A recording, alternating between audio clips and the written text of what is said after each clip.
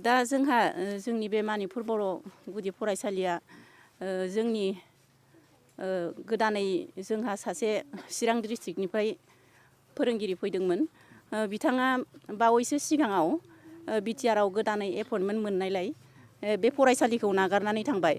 दा बे थांनायनि बेलायाव जोंहा जोंनि बे मानिपुर फरायसालिया जोबोर असुबिदायाव गोग्लैदों।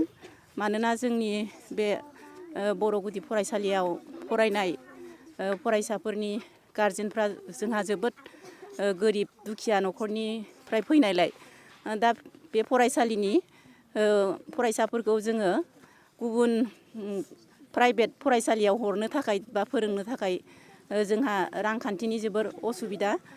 जोङो बिनिखायनो गारजेन जानानै बे फरायसालियाव थाबैनो जोंनो गोदानै फोरोंगिरि हरनो थाखाय आङो खावलायनाय जाबाय।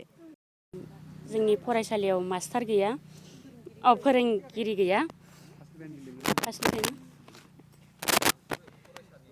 आं फरायसानिनो बिमा।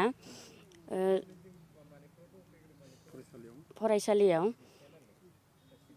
फोरोंगिरि गैया। गथ'फ्रा फरायनो थाखाय मास्टार गैया जानानै दङ।